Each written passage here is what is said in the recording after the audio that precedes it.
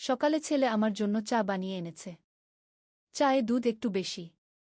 আমি বললাম, দুধ বেশি হয়েছে। সে হাসতে হাসতে বলল, মা, তোমার স্তনের দুধের স্বাদ এখনো মনে আছে। সেটার মতো মিষ্টি করার চেষ্টা করেছি। আমি লজ্জায় মুখ লাল হয়ে গেল। সে আমার পাশে এসে বসল। বলল, মা, ছোটবেলায় তোমার বুকে মুখ রেখে দুধ খেতাম। এখনো সেই স্পর্শের জন্য মন কাঁদে। আমি বললাম, এসব কি বলছিস? সে আমার হাত ধরে বলল, মা, আমি বড় হয়েছি, কিন্তু তোমার প্রতি আমার ভালোবাসা বদলায়নি, বরং আরও গভীর হয়েছে। আমি তোমাকে আমার স্ত্রী হিসেবে চাই। তোমার শরীর আবার আমার কাছাকাছি চাই। চায়ের কাপ আমার হাত থেকে পড়ে গেল। এই গল্পটি সম্পূর্ণ শুনলে আপনাদের পানি অটোমেটিক বের হয়ে যাবে, সো যত দ্রুত সম্ভব হাতের কাছে টিস্যু নিয়ে বসে পড়ো।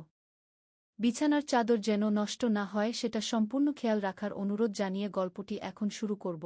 তার আগে সর্বশেষ অনুরোধ, দয়া করে এমন পানি বের করার গল্প নিয়মিত শুনতে আমাদের চ্যানেলটি সকলেই সাবস্ক্রাইব করুন। ধন্যবাদ। হ্যালো বন্ধুরা, আমার নাম মালতী দাস। আমার বয়স 40 বছর। আমার স্বামীর নাম সুব্রত দাস, বয়স 43 বছর। আমাদের 2 সন্তান, রাহুল আর পূজা। রাহুল 18 বছর বয়সী, কলেজে পড়ে। পূজা 10 বছর বয়সী, স্কুলে যায়। আমার চা খাওয়ার সময় রাহুলের এমন কথা শুনে আমি অবাক হয়ে গেলাম। কিন্তু হঠাৎই তার মুখ থেকে বের হলো, মা, আসলে আমি একটা স্বপ্ন দেখেছিলাম। স্বপ্নে দেখলাম আমি আবার ছোট হয়ে গেছি। তখন তুমি আমায় কোলে নিয়ে দুধ খাওয়াচ্ছ। জেগে উঠে মনে হচ্ছিল সব সত্যি। কি আমি স্বস্তির নিঃশ্বাস ফেললাম। বললাম, ও মা, তুই এসব কি বলছিস? আমার মাথা খারাপ হয়ে গেল। রাহুল আবার বলল, মা, তুই জানিস আমার একটা অদ্ভুত সমস্যা হচ্ছে। রাতে ঘুমের মধ্যে আমি অনেক অদ্ভুত স্বপ্ন দেখি। আর সেই স্বপ্নগুলো এতটাই বাস্তব মনে হয় যে জেগে উঠেও মনে হয় সব সত্যি ঘটেছে। আমি বললাম, এটা তো খুবই স্বাভাবিক। বড় হওয়ার সময় অনেকের এমন হয়। কিন্তু রাহুল আরও বলল, না মা, এটা স্বাভাবিক নয়। আমি স্বপ্নে এমন সব জিনিস দেখি যা আমার জানা নেই। পুরনো বাড়িঘর, অচেনা মানুষজন। আর সবচেয়ে অদ্ভুত ব্যাপার হল, স্বপ্নে দেখা জায়গাগুলো পরদিন সত্যি সত্যি দেখতে পাই। এই কথা শুনে আমি চিন্তিত হয়ে পড়লাম। বললাম, রাহুল, তুই কি ডাক্তার দেখাবি? হয়তো কোনো সমস্যা আছে। কি রাহুল বলল, না মা, আমি ঠিক আছি। কিন্তু গতকাল একটা খুব অদ্ভুত স্বপ্ন দেখেছি। স্বপ্নে দেখলাম আমাদের বাড়ির পেছনে একটা গোপন কক্ষ আছে। সেখানে অনেক পুরনো জিনিসপত্র রাখা। আমি হাসতে হাসতে বললাম, আরে পাগল, আমাদের বাড়িতে কোনো গোপন কক্ষ নেই। আমি তো 23 বছর ধরে এই বাড়িতে আছি। কিন্তু রাহুল জিদ করে বলল, মা, চল একবার দেখে আসি। আমার খুব কৌতূহল হচ্ছে। আমি রাহুলের সাথে বাড়ির পেছনের দিকে গেলাম। সেখানে একটা পুরনো দেওয়াল আছে। রাহুল দেওয়ালটা ভালো করে দেখতে লাগল। হঠাৎ সে একটা ইটের উপর চাপ দিল। অবিশ্বাস্য! দেওয়ালের একটা অংশ সরে গেল। সত্যি সত্যি একটা গোপন দরজা বের হল। আমি তো একেবারে হতবাক। বললাম, এ কি? এত বছর আমি জানতামই না যে এখানে একটা দরজা আছে। রাহুল বলল, দেখেছ মা, আমার স্বপ্ন সত্যি হল। এখন চল ভেতরে যাই। আমরা ভেতরে ঢুকলাম। অন্ধকার কক্ষটিতে মোবাইলের টর্চ জ্বালিয়ে দেখলাম অনেক পুরনো জিনিসপত্র রয়েছে। পুরনো আসবাবপত্র, কিছু বাক্স, আর একটা পুরনো ট্রাঙ্ক। রাহুল বলল, মা, এই ট্রাঙ্কটা খুলে দেখি কি আছে। নূরের সন্ধানে। প্রথম অধ্যায়, হারানো পথের যাত্রী। বাগদাদের এক সরু গলিতে থাকতেন আবু ইউসুফ নামের এক যুবক। তার বয়স তখন 25 বছর। পিতার রেখে যাওয়া ছোট্ট একটি দোকানে কাপড় বিক্রি করে জীবিকা নির্বাহ করতেন। কিন্তু তার মনে সবসময় একটা অস্থিরতা কাজ করত। দিনরাত একটাই প্রশ্ন তাকে তাড়িয়ে বেড়াত, জীবনের আসল উদ্দেশ্য কি? যখন তার বন্ধুরা সংসারের চিন্তায় মগ্ন হয়ে পড়েছিল, তখন ইউসুফের মন পড়ে থাকত আল্লাহর সৃষ্টির রহস্যে। রাতের বেলা ছাদে শুয়ে তারাদের দিকে তাকিয়ে ভাবতেন, এত বড় মহাবিশ্ব, এত সুন্দর সৃষ্টি, এর পেছনে নিশ্চয়ই কোনো গভীর রহস্য আছে। একদিন জুমার নামাজের পর মসজিদের ইমাম সাহেব, আবু বকর আল-রাজি, তার কাছে এসে বললেন, ইউসুফ বেটা, দেখি তোমাকে সবসময় কিছু একটা ভাবতে। কি চিন্তা করো এত? ইউসুফ সংকোচের সাথে বললেন, হুজুর, আমার মনে হয় জীবনে আরও কিছু করার আছে। শুধু দোকানদারি করে খেয়ে পরে বেঁচে থাকাটাই কি জীবনের মূল উদ্দেশ্য? ইমাম সাহেব মুচকি হাসলেন। এই প্রশ্ন যার মনে জাগে, আল্লাহ তার জন্য বিশেষ কিছু নির্ধারণ করে রেখেছেন। তুমি কি জানো আমাদের প্রিয় নবী ঈসা কিভাবে হেরা গুহায় ধ্যানে বসতেন? জি হুজুর, শুনেছি। তাহলে বুঝো, সত্যের সন্ধান করা একটি পবিত্র কাজ। তবে এ পথ সহজ নয়। যারা এই পথে চলে তাদের অনেক পরীক্ষার সম্মুখীন হতে হয়। ইমাম সাহেবের কথা শুনে ইউসুফের মনে একটা আলো জ্বলে উঠল। সেদিন রাতে তিনি বাগদাদে ফিরে এসে দেখলেন তার পুরনো পাড়া প্রতিবেশীরা তাকে চিনতে পারছেন না। তার চেহারায় যে পরিবর্তন এসেছে তা দেখে সবাই অবাক। ইমাম আবু বকর আল-রাজি তাকে দেখে কেঁদে ফেললেন। ইউসুফ বেটা, আল্লাহ তোমার মুখে নূর দিয়েছেন। তুমি যা খুঁজছিলে তা পেয়েছ? ইউসুফ বিনীতভাবে বললেন, হুজুর, আল্লাহর রহমতে কিছু পেয়েছি। কিন্তু এখন মনে হয় যাত্রা শুরু হয়েছে মাত্র। তিনি বাগদাদে একটি ছোট্ট মাদ্রাসা খুললেন। প্রথমে মাত্র কয়েকজন ছাত্র এসেছিল। কিন্তু ইউসুফের শিক্ষাদানের পদ্ধতি ছিল একেবারে ভিন্ন। তিনি শুধু বই পড়াতেন না, জীবনের সাথে মিলিয়ে শেখাতেন। একদিন তার কাছে একজন যুবক এল। তার নাম ছিল আহমদ। সে বলল, উস্তাদ, আমি পাপী। আমি কি আল্লাহর ক্ষমা পেতে পারি? ইউসুফ তাকে একটি গল্প শোনালেন। এক ব্যক্তি ৯৯টি খুন করেছিল। সে একজন আলেমের কাছে গিয়ে জিজ্ঞেস করল, আমার কি ক্ষমা হতে পারে? আলেম বললেন, না। তাই সে আলেমকেও খুন করে ফেল। এবার সে আরেকজন জ্ঞানী লোকের কাছে গেল। সেই ব্যক্তি বললেন, অবশ্যই তোমার ক্ষমা হবে। তবে তোমাকে অমুক জায়গায় যেতে হবে। পথে সে মারা গেল। ফেরেশতারা তার রূহ নিয়ে বিতর্ক করল। শেষে আল্লাহ তাকে ক্ষমা করে দিলেন। আহমদ কেঁদে ফেল। মানে আমারও ক্ষমা হতে পারে? আল্লাহর রহমত অসীম। আহমদ, শুধু তওবা কর এবং সৎ পথে চলো। নবম অধ্যায়, পরীক্ষা উত্তীর্ণ। এভাবে দিন যেতে লাগল। ইউসুফের মাদ্রাসায় ছাত্রের সংখ্যা বাড়তে লাগল। কিন্তু খ্যাতি বাড়ার সাথে সাথে একটা বিপদও এল। কিছু মানুষ তাকে নিয়ে ঈর্ষা করতে শুরু করল। তারা বলল, এই ইউসুফ কোথা থেকে এসেছে? এ নিজেকে কি মনে করে? একদিন শহরের প্রধান কাজী তাকে ডেকে পাঠালেন। ইউসুফ, শুনছি তুমি নতুন নতুন কথা বলছ। তোমার যোগ্যতা কি? এটাই ছিল তৃতীয় পরীক্ষা, সাফল্যের শিখরে পৌঁছে বিনীত থাকা। ইউসুফ অত্যন্ত নম্রভাবে বললেন, হুজুর, আমি কিছুই না। আমি শুধু আল্লাহর একটি দাস। যা বলি সবই কুরআন হাদিস থেকে বলি। আমার নিজের কিছু নেই। কাজী তার বিনয় দেখে মুগ্ধ হলেন। তিনি ইউসুফের শিক্ষাদানের অনুমতি দিলেন। কিন্তু আসল পরীক্ষা ছিল আরেকটি। একদিন খলিফার দরবার থেকে খবর এল যে ইউসুফকে রাজদরবারে আলেম হিসেবে নিযোগ দেওয়া হবে। এতে প্রচুর অর্থ এবং সম্মান ছিল। ইউসুফের সব বন্ধুবান্ধব তাকে বলল, এই সুযোগ হাতছাড়া করো না। কিন্তু ইউসুফ জানতেন এটা তার আসল পথ নয়। তিনি বিনীতভাবে সেই প্রস্তাব প্রত্যাখ্যান করলেন। তিনি বুঝতে পারলেন এটাই ছিল তৃতীয় পরীক্ষার সবচেয়ে কঠিন অংশ। সেই রাতে তিনি স্বপ্নে আবার সেই বৃদ্ধকে দেখলেন। বৃদ্ধ হাসি মুখে বললেন, ইউসুফ, তুমি সব পরীক্ষায় উত্তীর্ণ হয়েছ। এবার তোমার আসল কাজ শুরু হবে। দশম অধ্যায়, আলোর বিস্তার। পরের দিন থেকে ইউসুফের জীবনে এক নতুন অধ্যায় শুরু হল। তার কাছে দেশের বিভিন্ন প্রান্ত থেকে মানুষ আসতে শুরু করল।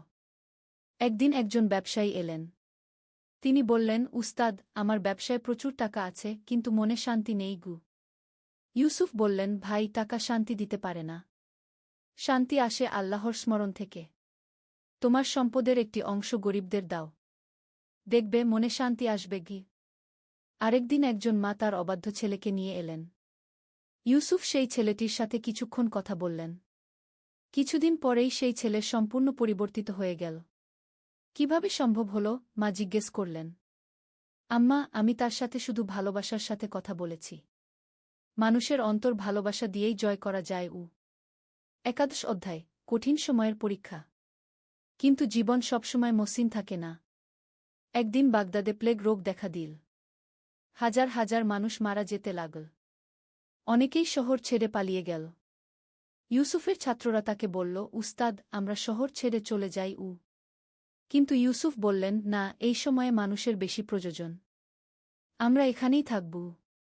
তিনি প্লেগ আক্রান্ত রোগীদের সেবা করতে শুরু করলেন। তিনি তাদের কুরআন শোনাতেন, দোয়া পড়ে দিতেন, ওষুধ খাওয়াতেন।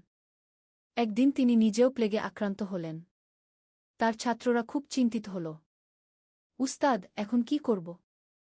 ইউসুফ দুর্বল গলায় বললেন, চিন্তা করো না। যা হওয়ার আল্লাহর ইচ্ছা। তোমরা মানুষের সেবা অব্যাহত রাখো। কিন্তু আল্লাহর রহমতে ইউসুফ আরোগ্য লাভ করলেন।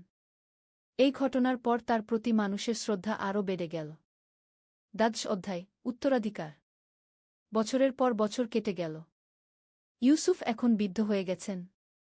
তার চুলদাড়ি সাদা হয়ে গেছে। কিন্তু তার উৎসাহ একটুও কমেনি। একদিন তার সবচেয়ে প্রিয় ছাত্র মুহাম্মদ তাকে জিজ্ঞেস করল, উস্তাদ, আপনার পর আমরা কি করব? ইউসুফ হাসলেন। মুহাম্মদ, আমি তো কিছুই না।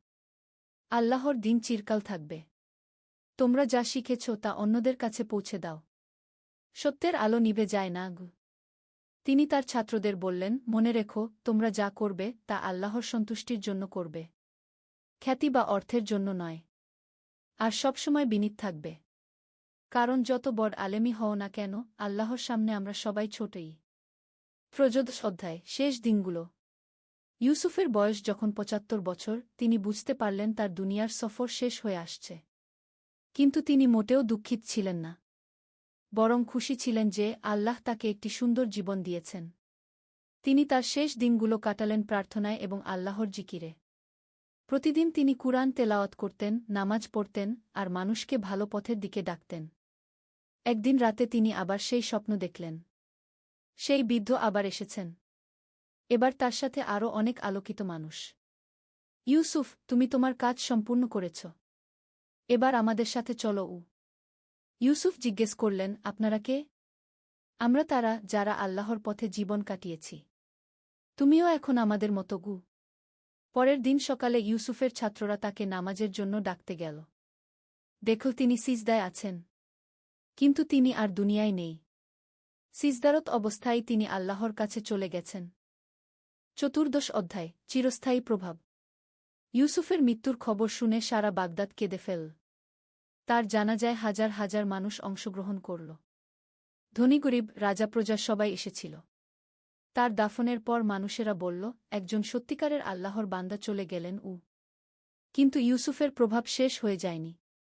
তার ছাত্ররা তার শেখানো পথে চলতে লাগল। তারা বিভিন্ন জায়গায় গিয়ে মাদ্রাসা খুল মানুষকে ইসলামের সঠিক শিক্ষা দিতে লাগল।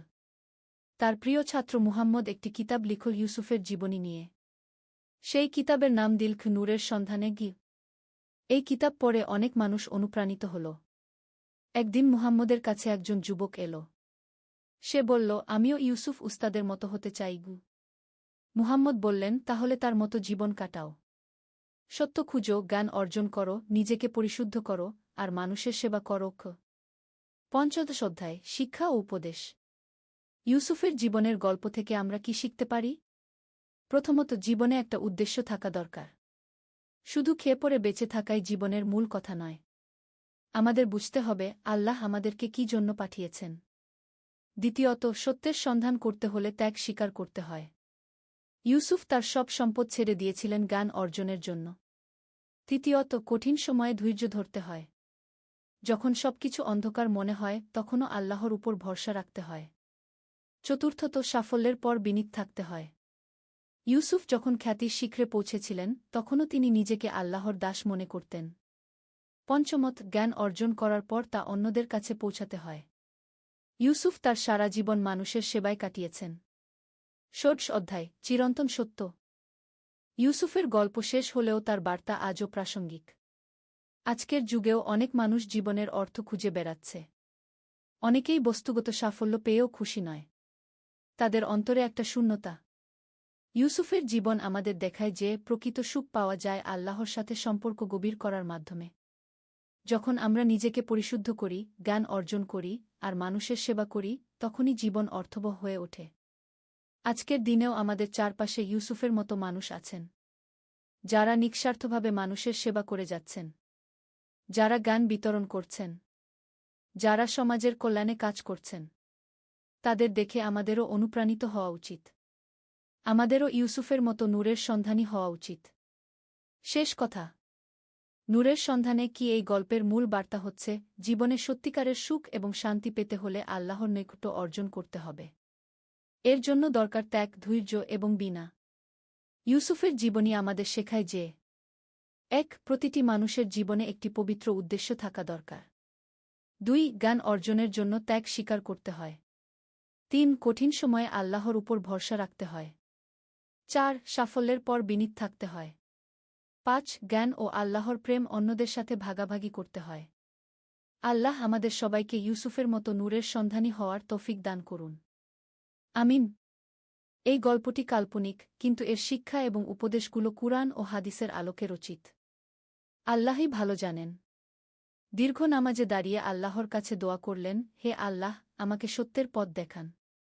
আমি যদি আপনার প্রিয় বান্দা হতে পারি, তাহলে আমাকে সেই পথ দেখান গু। দ্বিতীয় অধ্যায়, স্বপ্নে দেখা। সেই রাতেই ইউসুফ একটি অদ্ভুত স্বপ্ন দেখলেন। তিনি দেখলেন যে তিনি একটি বিশাল মরুভূমিতে হাঁটছেন। চারদিকে শুধু বালি আর বালি। হঠাৎ দূরে একটি আলোর রেখা দেখা গেল।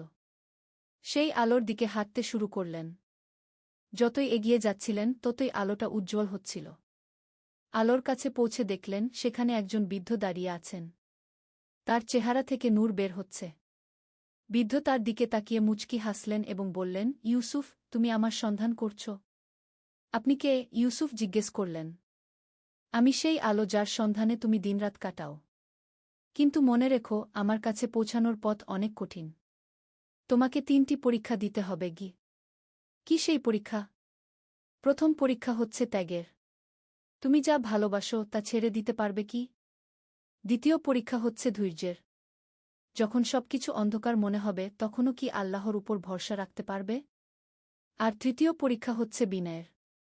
যখন তুমি সবচেয়ে উঁচুতে উঠবে তখনও কি বিনীত থাকতে পারবে? ইউসুফ সাগ্রহে বললেন, আমি প্রস্তুত গো। বৃদ্ধ হাসলেন। তাহলে শুরু করো। প্রথমেই তোমাকে দমেশকে যেতে হবে।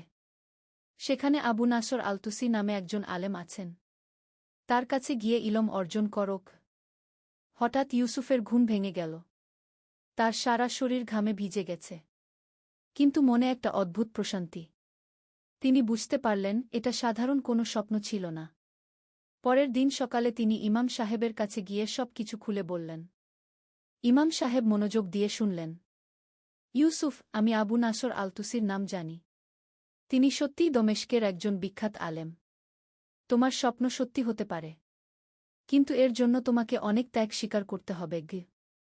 ইউসুফ দৃঢ় কণ্ঠে বললেন, হুজুর, আমি প্রস্তুত গো। তৃতীয় অধ্যায়, প্রথম পরীক্ষা, ত্যাগ। দমেশক যাওয়ার জন্য ইউসুফের প্রয়োজন ছিল অর্থের। তার একমাত্র সম্পদ ছিল পিতার রেখে যাওয়া দোকানটি।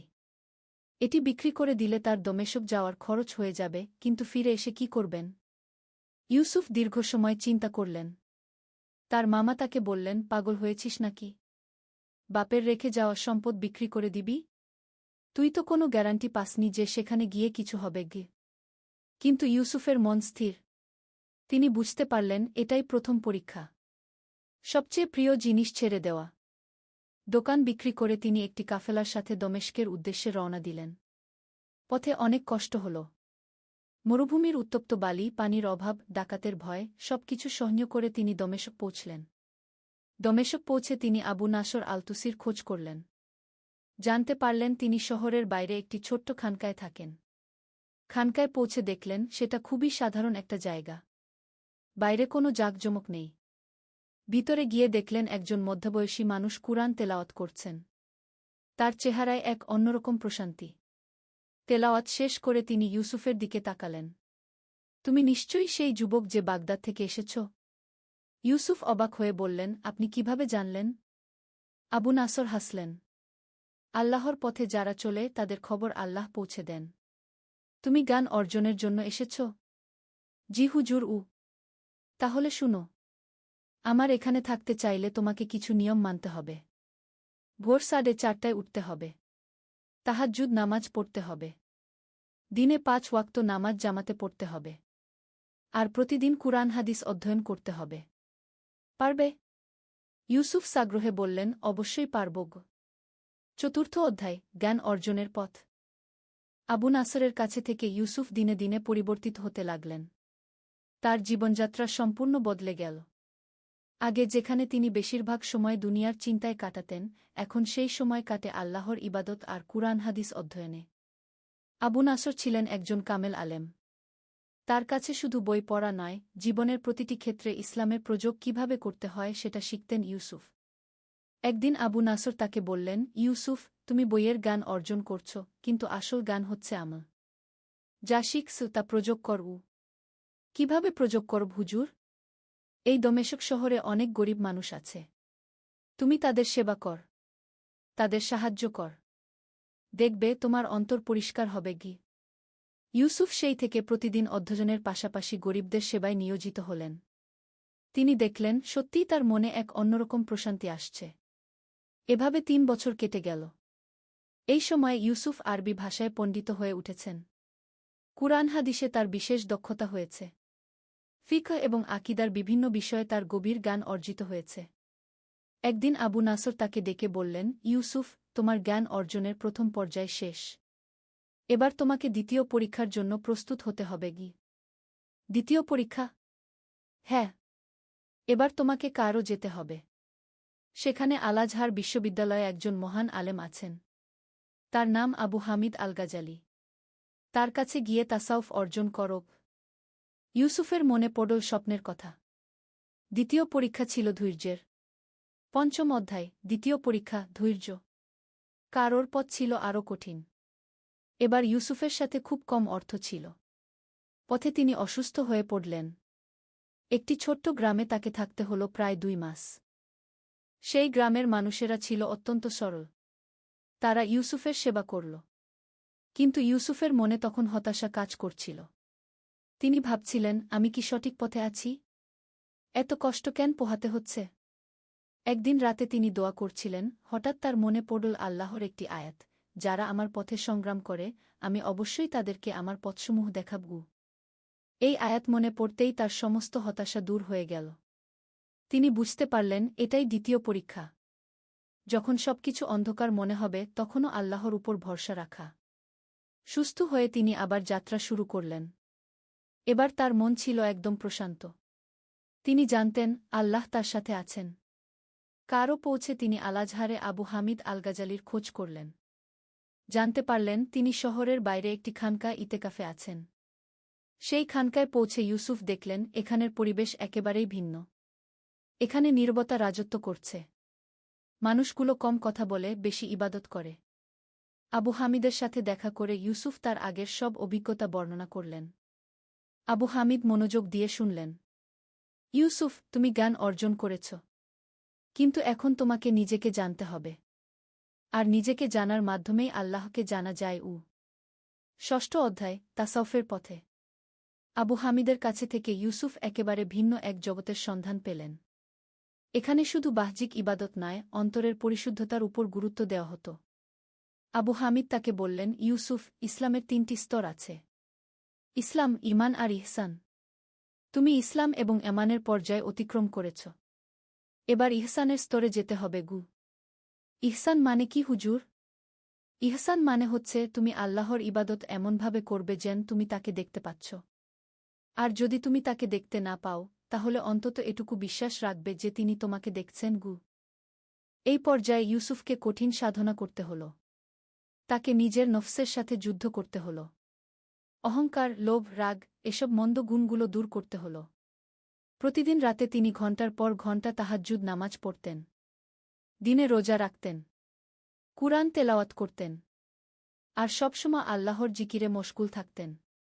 এভাবে আরও ২ বছর কেটে গেল। এই সময়ে ইউসুফের অন্তর এমনভাবে পরিষ্কার হয়ে গেল যে তিনি সব সময় আল্লাহর উপস্থিতি অনুভব করতেন।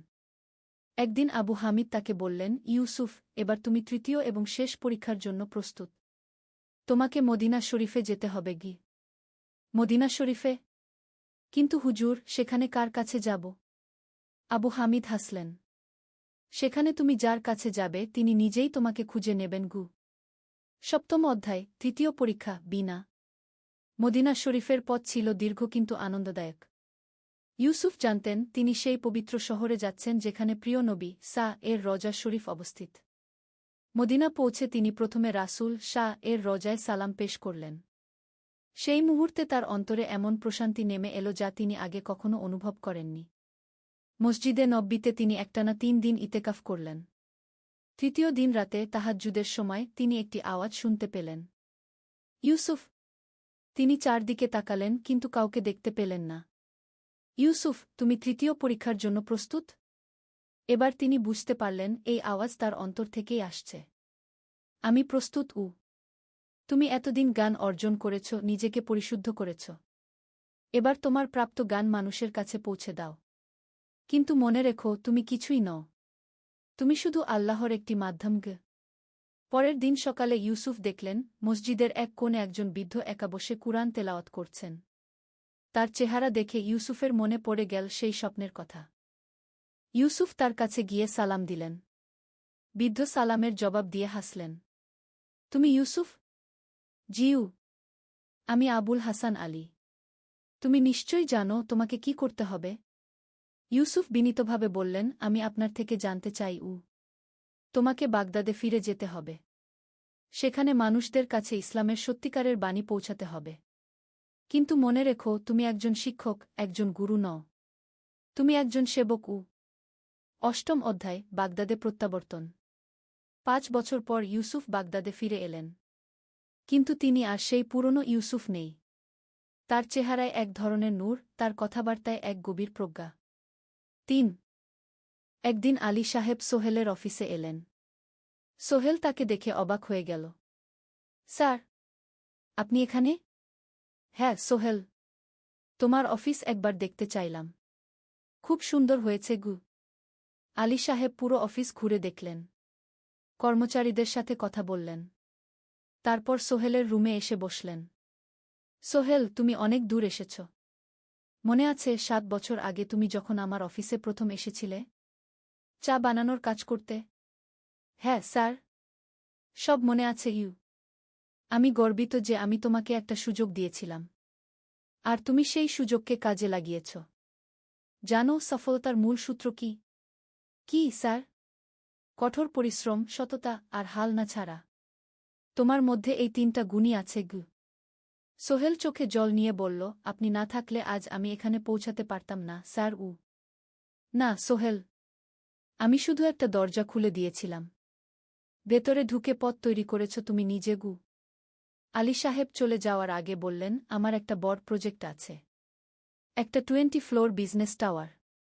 আমি চাই তুমি এই প্রজেক্টে আমার সাথে পার্টনার হও।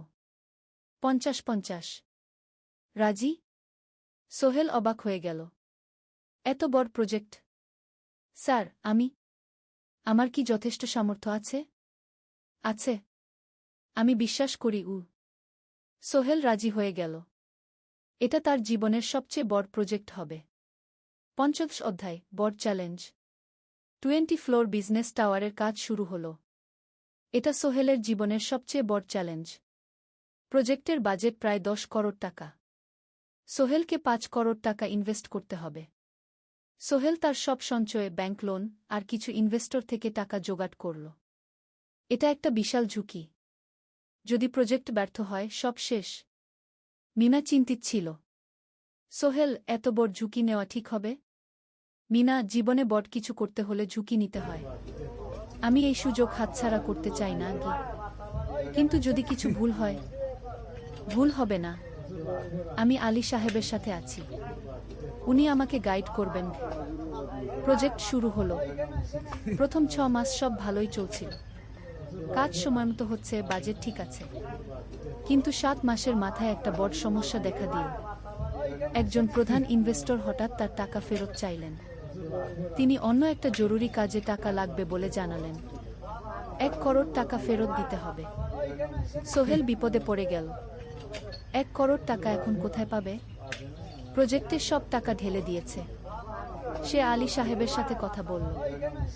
আলী সাহেব বললেন, চিন্তা করো না, আমি ব্যবস্থা করছি।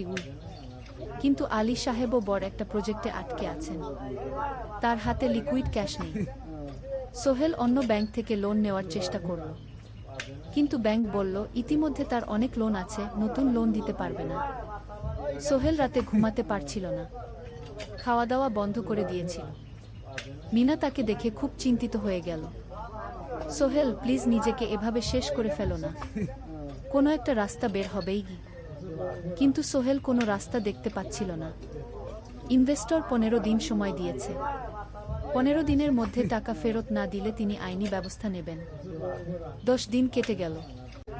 সোহেল কোনো সমাধান খুঁজে পেল না। সে প্রায় হাল ছেড়ে দিয়েছিল। 11 দিনের দিন একটা অপ্রত্যাশিত ঘটনা ঘটল। জাহিদ ভাই সোহেলের পুরনো সহকর্মী তার অফিসে এলেন। জাহিদ ভাই এখন একটা রিয়েল এস্টেট কোম্পানিতে সিনিয়র ম্যানেজার। সোহেল, আমি তোমার সমস্যার কথা শুনেছি গু। হ্যাঁ ভাই, আমি বিপদে পড়েছি গু। আমি তোমাকে সাহায্য করতে চাই। আমার কিছু সঞ্চয় আছে, 5 লাখ টাকা। তুমি নাও। সোহেল চোখে জল নিয়ে বলল, ভাই আমি কিছু বলার দরকার নেই। তুমি আমাকে অনেক কিছু শিখিয়েছ। তোমার কাছ থেকে পরিশ্রম আর সততা শিখেছি। এখন আমার পালা তোমাকে সাহায্য করার। জাহিদ ভাই চলে যাওয়ার পর আরও দুজন এলো। একজন সোহেলের পুরনো ক্লায়েন্ট, আরেকজন তার কর্মচারী। দুজন মিলে আরও 8 লাখ টাকা দিল। করিম মামা 20 লাখ টাকা ব্যবস্থা করলেন। তার কিছু বন্ধুদের কাছ থেকে ধার করে। মিনা তার সব গয়না বিক্রি করে 10 লাখ টাকা দিল। সবাই মিলে প্রায় 45 লাখ টাকা জোগাড় হলো। বাকি 65 লাখ টাকা সোহেল তার অফিসের সব অ্যাসেট বিক্রি করে আর একটা প্রাইভেট ফিন্যান্স কোম্পানি থেকে উচ্চ সুদে লোন নিয়ে ব্যবস্থা করল। ঠিক 14 দিনের দিন সোহেল ইনভেস্টরকে 1 করোড় টাকা ফেরত দিল। ইনভেস্টর টাকা নিয়ে চলে গেলেন। সোহেল তার অফিসে ফিরে এসে চেয়ারে বসে কাঁদল। এত চাপ, এত টেনশন, সব যেন একসাথে বের হয়ে এলো। মিনা এসে তাকে জড়িয়ে ধরল। আমরা পেরেছি সোহেল, আমরা পেরেছি গু। ষোড়শ অধ্যায়, পুনরুদ্ধার। এই ঘটনার পর সোহেল আরও সাবধান হয়ে গেল। সে বুঝল ব্যবসায় শুধু সাহস নয়, বুদ্ধিও লাগে। ঝুঁকি নিতে হয়, কিন্তু হিসাব করে। প্রজেক্ট চলতে থাকে। এবার সোহেল আরও সতর্কতার সাথে সবকিছু পরিচালনা করল। প্রতিটা খরচ হিসাব করল, প্রতিটা সিদ্ধান্ত ভেবেচিন্তে নিয়ে। আরও 1 বছর পর 20 ফ্লোর বিজনেস টাওয়ার সম্পন্ন হল। চমৎকার বিল্ডিং, শহরের অন্যতম সুন্দর ভবন। বিল্ডিংয়ের উদ্বোধন অনুষ্ঠানে শহরের মেয়র এলেন। অনেক ব্যবসায়ী, সাংবাদিক এলো। সোহেলের নাম পত্রিকায় ছাপা হলো। স্বপ্নের শহরে এক তরুণ উদ্যোক্তার সফলতার গল্প। প্রজেক্ট থেকে সোহেলের লাভ হলো প্রায় 2 করোড় টাকা। এই টাকা দিয়ে সে সব ঋণ শোধ করল। জাহিদ ভাইয়ের টাকা ফেরত দিল। করিম মামার ঋণ শোধ করল। যারা সাহায্য করেছিল সবাইকে টাকা ফেরত দিল। মিনার জন্য নতুন গয়না কিনুন, আরও সুন্দর। তার মাকে গ্রামে একটা নতুন পাকা বাড়ি বানিয়ে দিল। মা কাঁদতে কাঁদতে বললেন, তোর বাবা বেঁচে থাকলে কত খুশি হতো। তুই আমার সব স্বপ্ন পূরণ করেছিস। সোহেল নিজেদের জন্য একটা ফ্ল্যাট কিনুন, 4 রুমের ফ্ল্যাট, সমুদ্রের কাছে। এখন আর ভাড়া বাড়িতে থাকতে হয় না। সপ্তদশ অধ্যায়, প্রতিদান।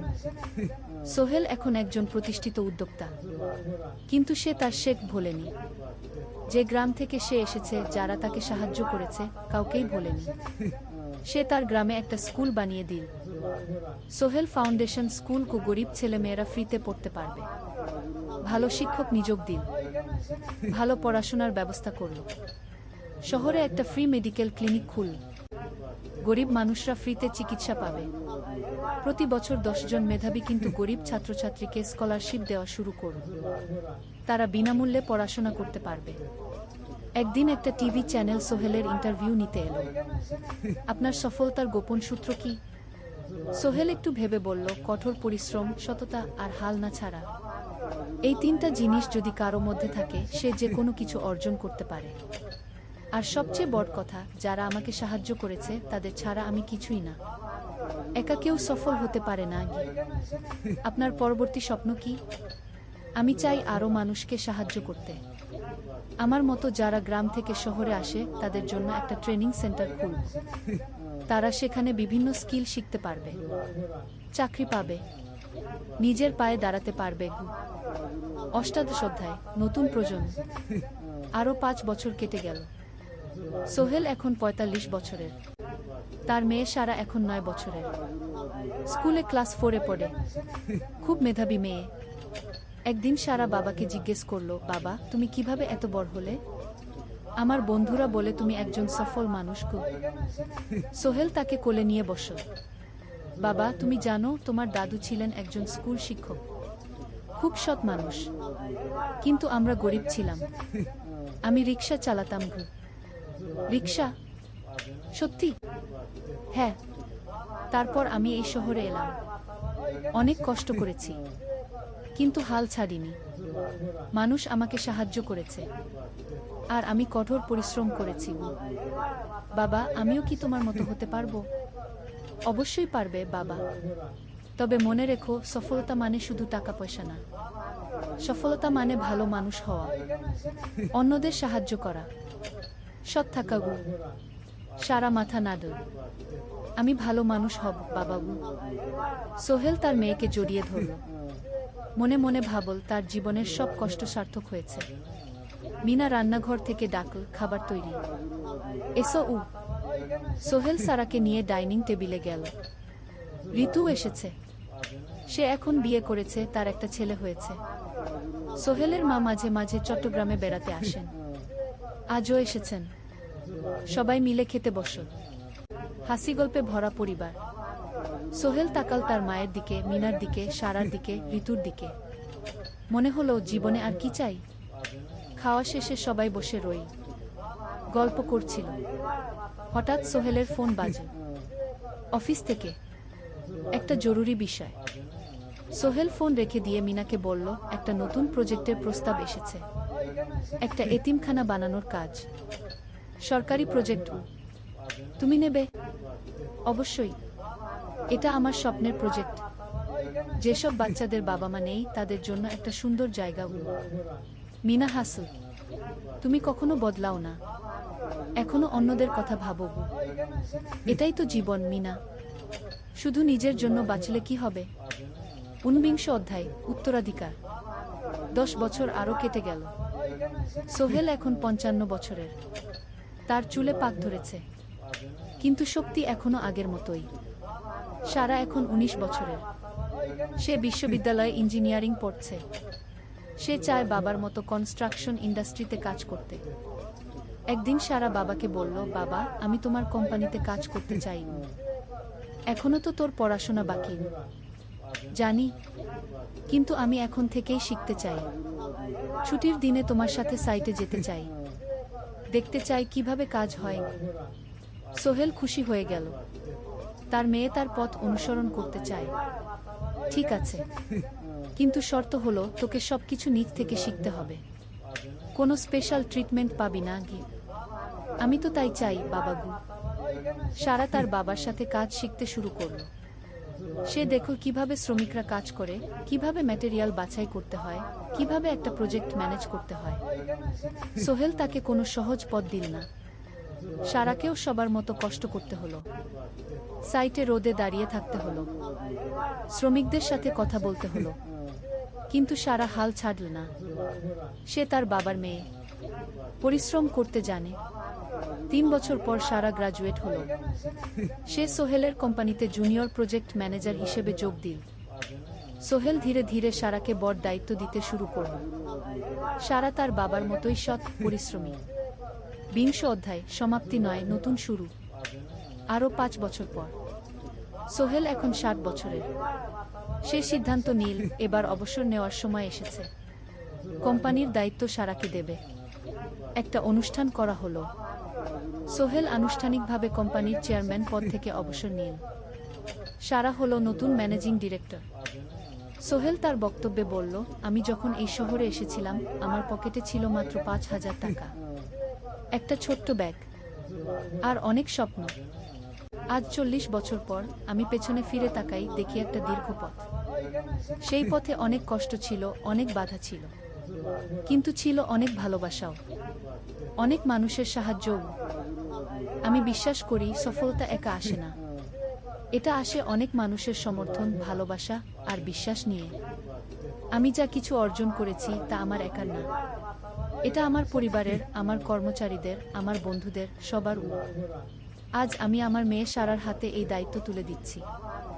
আমি জানি সে আমার চেয়ে ভালো করবে, কারণ সে শিখেছে আমার ভুল থেকে, আমার অভিজ্ঞতা থেকে। গি অনুষ্ঠান শেষ হলো, সবাই চলে গেল। সোহেল আর মিনা অফিসে একা দাঁড়িয়ে রইল। মিনা, মনে আছে আমরা প্রথম কখন দেখা হয়েছিলাম? হ্যাঁ, তোমার সেই ছোট্ট মুদি দোকানে। তুমি বিস্কুট কিনতে এসেছিলে। কি কে ভেবেছিল সেই দিন থেকে আমাদের এই পর্যস্বপ্নের শহর। প্রথম অধ্যায়, যাত্রা শুরু। সকাল 7টা বেজে গেছে। ঢাকার কমলাপুর রেল স্টেশনে মানুষের ভিড়। চারদিকে চা বিস্কুট বিক্রেতাদের চিৎকার, ট্রেনের হর্ন আর যাত্রীদের কোলাহল। এই বিশাল ভিড়ের মধ্যে একটা ছোট্ট ব্যাগ হাতে দাঁড়িয়ে আছে সোহেল। বয়স মাত্র 22। গায়ের রং শ্যামলা, চোখে স্বপ্নের ঝিলিক। ভাইজা, চট্টগ্রামের টিকিট আছে? সোহেল টিকিট কাউন্টারের সামনে দাঁড়িয়ে জিজ্ঞেস করল। আছে। ৩০ টাকা। কাউন্টারের লোকটা উত্তর দিল। সোহেল তার পকেট থেকে টাকা বের করল। মোট ৫,০০০ টাকা। এই টাকা সে জমিয়েছে গত ৩ বছরে রিকশা চালিয়ে। তার স্বপ্ন ছিল চট্টগ্রাম গিয়ে একটা ভালো চাকরি পাওয়া। গ্রামে আর থাকতে চায় না সে। বাবা মারা গেছেন ১০ বছর আগে। মা আর ছোট বোন ঋতুকে নিয়ে সংসার চালাচ্ছিল রিকশা চালিয়ে। কিন্তু এভাবে তো আর সারা জীবন চলবে না। টিকিট কেটে সোহেল প্ল্যাটফর্মে এলো। ট্রেন ছাড়বে আর মাত্র ১৫ মিনিট পরে। সে একটা বেঞ্চে বসে পড়ল।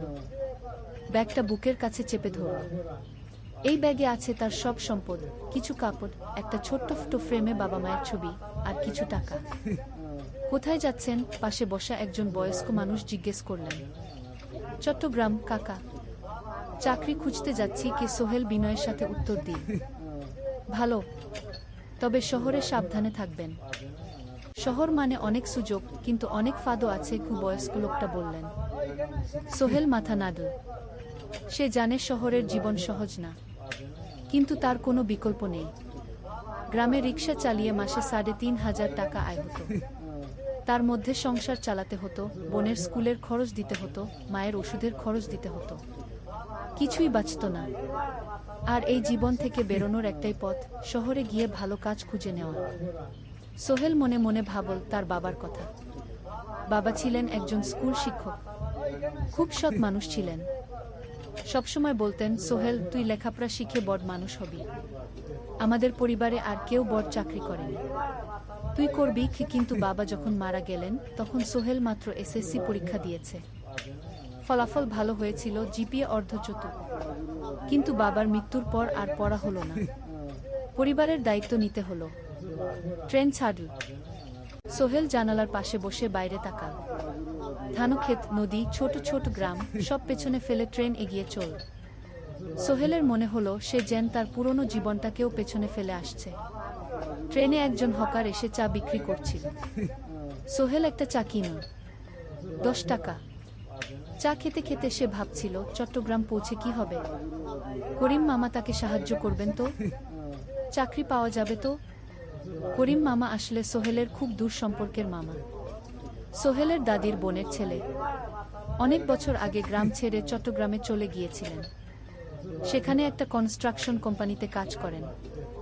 বছরে একবার দুবার গ্রামে আসতেন। গত বছর যখন এসেছিলেন তখন সোহেলের মাকে বলেছিলেন, সোহেলকে চট্টগ্রাম পাঠান, আমি একটা কাজের ব্যবস্থা করে দেব। সেই কথাতেই ভরসা করে সোহেল আজ এই যাত্রা। দ্বিতীয় অধ্যায়, নতুন শহর। চট্টগ্রাম পৌঁছাতে প্রায় ৬ ঘন্টা লেগে গেল। দুপুর ১টা বাজে। সোহেল স্টেশন থেকে বের হয়ে শহরের রাস্তায় দাঁড়াল। কি বিশাল শহর! এত গাড়ি, এত মানুষ।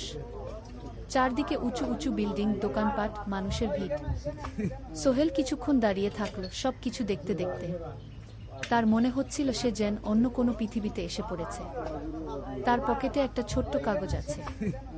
সেখানে লেখা একটা ঠিকানা, করিম মিয়া, বাড়ি নং ২৩, রোড নং ৫, আগ্রাবাদ, চট্টগ্রামকে। সোহেল একটা রিকশা ডাকল।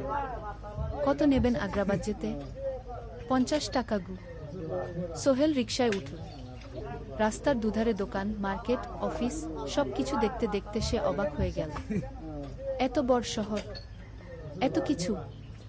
গ্রামের সেই ছোট্ট বাজারের সাথে কোনো তুলনাই হয় না। প্রায় আধা ঘন্টা পর রিকশা একটা পুরনো বাড়ির সামনে থামল। ৩ তলা বাড়ি, কিন্তু রং উঠে গেছে। সিঁড়ি দিয়ে উঠে ৩য় তলায় করিম মামার ফ্ল্যাটে নক করল। দরজা খুলল এক মধ্যবয়সী মহিলা। কে? আসসালামু আলাইকুম আপা, আমি সোহেল, নোয়াখালীর গ্রাম থেকে এসেছি। করিম মামা বাড়িতে আছেন? মহিলা তাকে মাথা থেকে পা পর্যন্ত দেখল। করিম তো অফিসে গেছে। তুমি কে? কোথা থেকে এসেছো? সোহেল সব খুলে বলল। মহিলা তাকে ভেতরে ঢুকতে দিল। বসো। করিম সন্ধ্যায় ফিরবে গু। ফ্ল্যাটটা ছোট, দুটো রুম, একটা ছোট্ট রান্নাঘর আর একটা বাথরুম। কিন্তু সোহেলের কাছে খুব সুন্দর লাগল। গ্রামের সেই টিনের ঘরের চেয়ে তো অনেক ভালো। মহিলা, তার নাম জানাল সালমা, করিম মামার স্ত্রী। তাদের দুটো ছেলে, একজন ক্লাস 8-এ পড়ে, আরেকজন ক্লাস 5-এ। খেয়েছো? সালমা আপা জিজ্ঞেস করল। না আপা গু। অপেক্ষা করো, ভাত আছে, মাছ আছে, খাও। সোহেল প্রথমে রাজি হতে চাইল না, কিন্তু খুব খিদে পেয়েছিল। সকাল থেকে শুধু একটা চা আর বিস্কুট খেয়েছে। খাওয়া দাওয়ার পর সোহেল বসে রইল। সালমা আপা তাকে গল্প করতে লাগল। তোমার মা কেমন আছেন? তোমার বোন? ভালো আছে আপা, মার একটু গেটে বাত আছে, ওষুধ খাচ্ছেন। বোন স্কুলে পড়ে কু। তুমি কি করতে চাও এখানে? চাকরি খুঁজছি আপা, যে কোনো কাজ করব। বাসায় মা আর বোনকে টাকা পাঠাতে হবে। সালমা আপা মাথা নাড়ল। করিম তোমার জন্য কিছু একটা করবে, সে ভালো মানুষ। সারাদিন অপেক্ষা করু সোহেল। সন্ধ্যা 6টায় করিম মামা ফিরলেন। 50-এর কাছাকাছি বয়স, কালো রঙের প্যান্ট শার্ট পরা, হাতে একটা ব্যাগ। আরে সোহেল, কবে এলি? করিম মামা খুশি হয়ে বললেন। আজ সকালে মামা গি। করিম মামা তাকে জড়িয়ে ধরলেন। অনেকদিন পর দেখলাম। কেমন আছিস? ভালো আছি মামা গি। ভালো করেছিস এসে, এখানে অনেক সুযোগ আছে। তোর জন্য একটা কাজের ব্যবস্থা করে দেব, তবে প্রথমে কয়েকদিন এখানে থাক, শহরটা একটু চিনে নে, তারপর কাজে যোগ দিবি।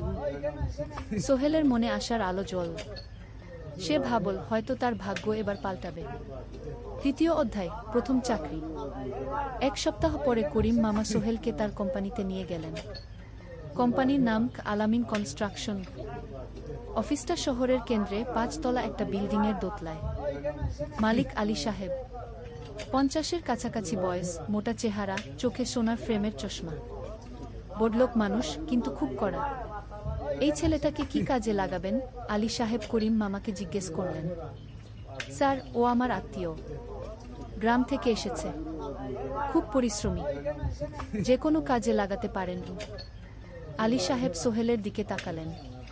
তুমি কি পড়েছ? স্যার, এসএসসি পাস, জিপিএ অর্ধচতু। হুম, ভালো। কম্পিউটার চালাতে পারো? না স্যার, পারি না, কিন্তু শিখতে চাই। আলী সাহেব একটু ভাবলেন। ঠিক আছে, তোমাকে অফিসের কাজে রাখব, ফাইল গুছানো, চা বানানো, কাগজপত্র নিয়ে যাওয়া, না এসব।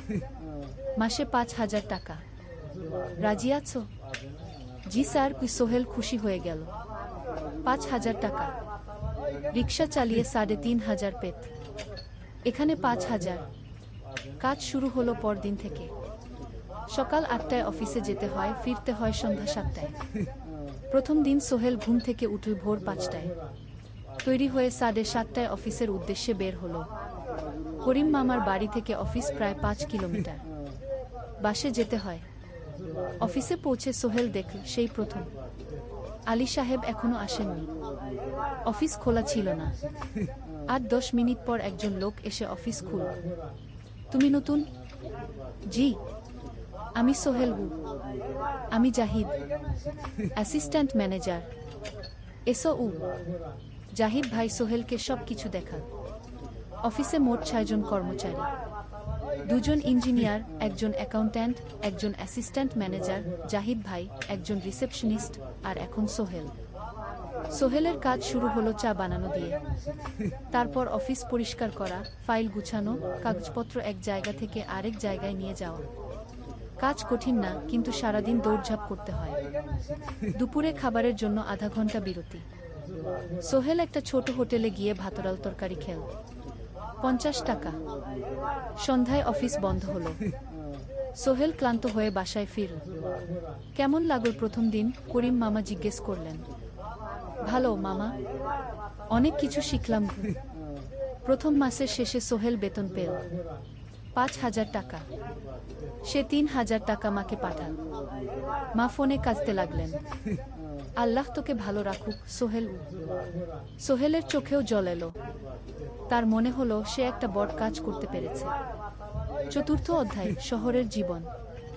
3 মাস কেটে গেল। সোহেল এখন শহরের সাথে মিশে গেছে। প্রতিদিন অফিসে যাওয়া আসার পথে সে দেখে হাজারো মানুষের জীবন। কেউ সফল, কেউ ব্যর্থ, কিন্তু সবাই চলছে নিজের পথে। সোহেল অফিসের কাজের পাশাপাশি কম্পিউটার শেখার চেষ্টা করছে। অফিসে একটা কম্পিউটার আছে। যখন কেউ ব্যবহার করে না, তখন সোহেল একটু একটু শেখার চেষ্টা করে। জাহিদ ভাই তাকে সাহায্য করেন।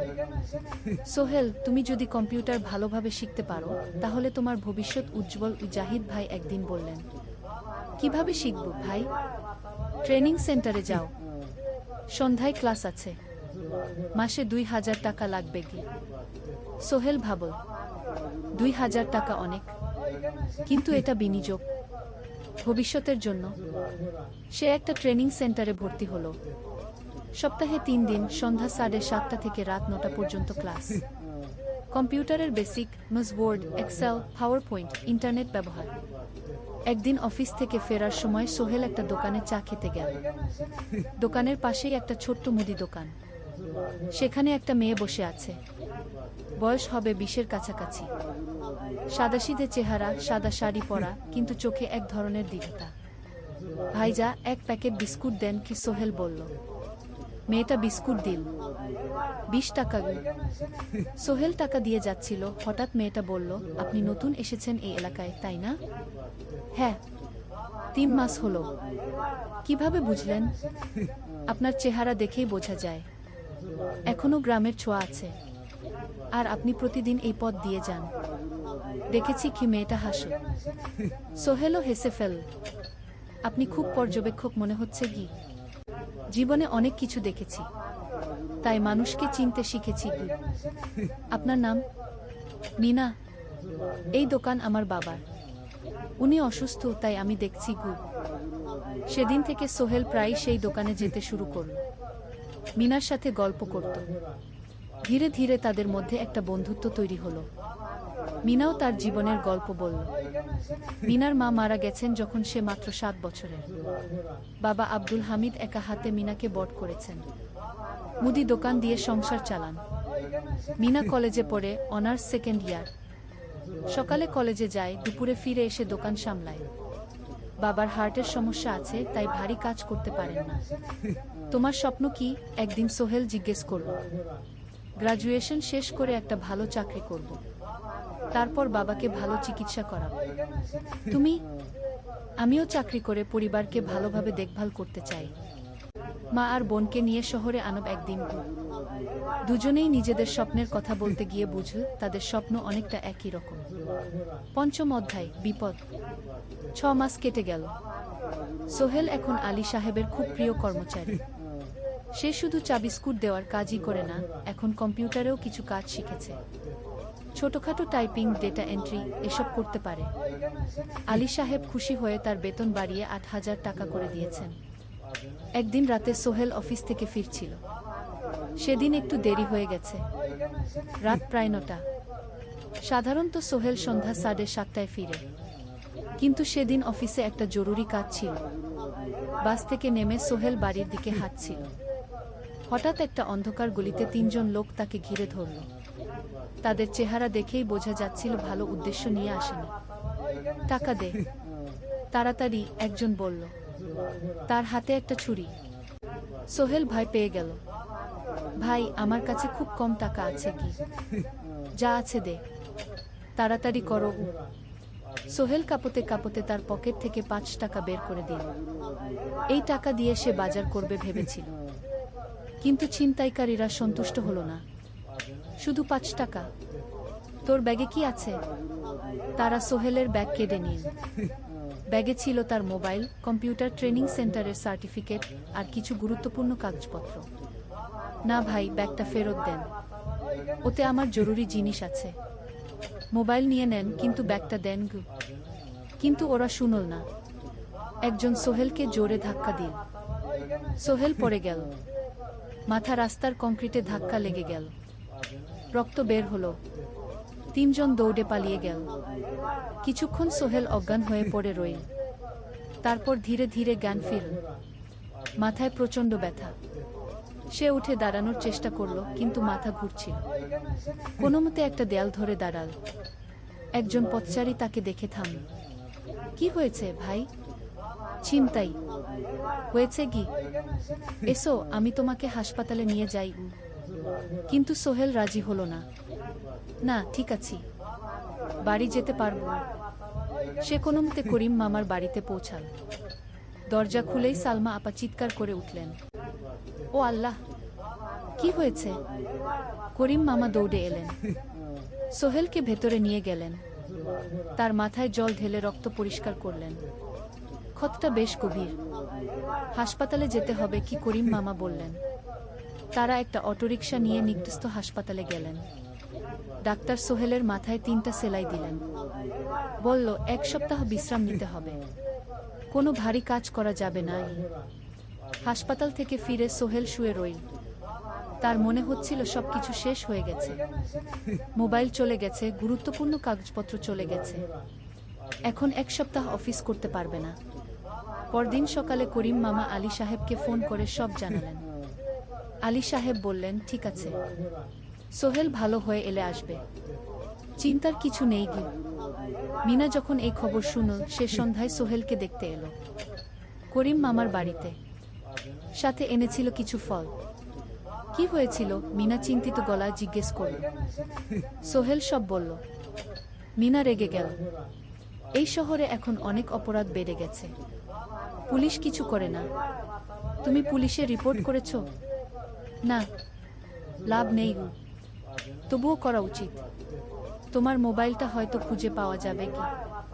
করিম মামা সোহেলকে নিয়ে পুলিশ স্টেশনে গেলেন।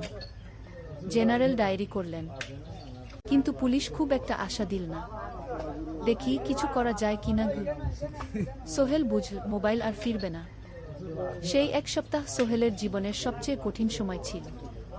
সে শুধু শারীরিকভাবে ক্ষতিগ্রস্ত হয়নি, মানসিকভাবেও ভেঙে পড়েছিল। প্রতি রাতে দুঃস্বপ্ন দেখত। সেই 3জন ছিনতাইকারীর মুখ ভুলতে পারছিল না। মিনা প্রায় প্রতিদিন আসত, তাকে সাহস দিত, তুমি হাল ছেড়ো না সোহেল, জীবনে এরকম খারাপ সময় আসে, কিন্তু এটা কাটিয়ে ওঠাই হলো আসল বীরত্ব। সোহেলের মা গ্রাম থেকে ফোন করতেন, করিম মামার মোবাইল থেকে। তুই ভালো আছিস তো? সোহেল মাকে সব সত্যি বলেনি, শুধু বলেছে, হ্যাঁ মা, ভালো আছি, একটু জ্বর হয়েছিল, এখন ভালো। 1 সপ্তাহ পর সোহেল আবার অফিসে গেল। আলী সাহেব তাকে দেখে খুশি হলেন। কেমন আছো? ভালো আছি স্যার। ঠিক আছে, তবে প্রথম কয়েকদিন হালকা কাজ করবে। সোহেল আবার কাজে মন দিল। কিন্তু একটা জিনিস তাকে খুব কষ্ট দিচ্ছিল, তার মোবাইল নেই। মায়ের সাথে কথা বলতে পারছে না নিয়মিত। করিম মামার মোবাইল চাইতে সংকোচ লাগে। একদিন জাহিদ ভাই তাকে ডাকলেন, সোহেল, আমার একটা পুরনো মোবাইল আছে, তুমি ব্যবহার করো? না ভাই, আমি। নাও, আমার কাজে লাগছে না, তুমি রাখো গু। সোহেল কৃতজ্ঞতায় প্রায় কেঁদে ফেল।